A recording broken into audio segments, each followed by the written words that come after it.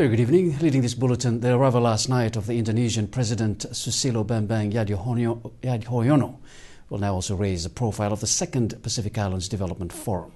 The historic visit also underscores the growing ties between Fiji and Indonesia.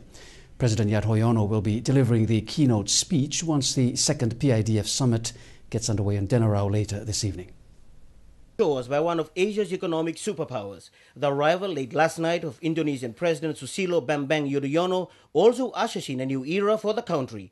Prime Minister Voreqe Bainimarama was on hand to meet the arriving president at Nadi Airport, saying that it was a great honor to welcome the Indonesian head of state to Fiji. Bainimarama says his presence here clearly signifies the importance of the PIDF, the Pacific's grand coalition of regional governments, civil society organizations, and the private sector.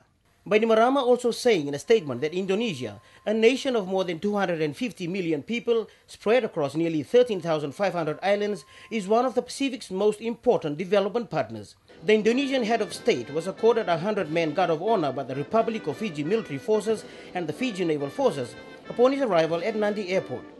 President Yudhoyono is leading a delegation of the 2014 PIDF meeting where he will deliver the keynote address. While in Fiji, he is also expected to hold talks with senior government officials, including the President of Fiji, Ratuepeli Nailatikau.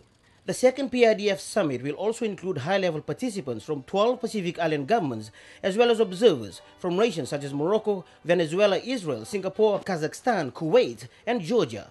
The Prime Minister of Tonga, Lord Siale Ataongo Tuivakano, also arrived last night along with President for Nauru, Baron Divavesiwanga, who has paternal links to Naloto in Tailevu.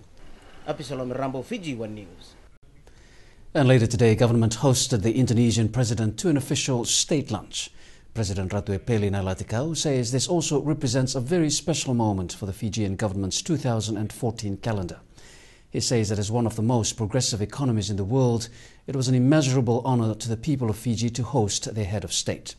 The lunch also marks 4 decades of diplomatic ties between both countries, dating back to 1974. Ratuepeli also adds that Fiji has much to learn from Indonesia's religious diversity and tolerance. He says the strength of Fiji-Indonesian bilateral relations has much scope of expanding into triangular cooperation with other Pacific Island developing states. And in pictures just coming in from Denarau, the visiting Indonesian president is now opening the second PIDF summit. Seen here is inspecting a military guard of honor. As his bulletin goes to air, President Yudhoyono is giving his keynote address, laying the platform for the summit.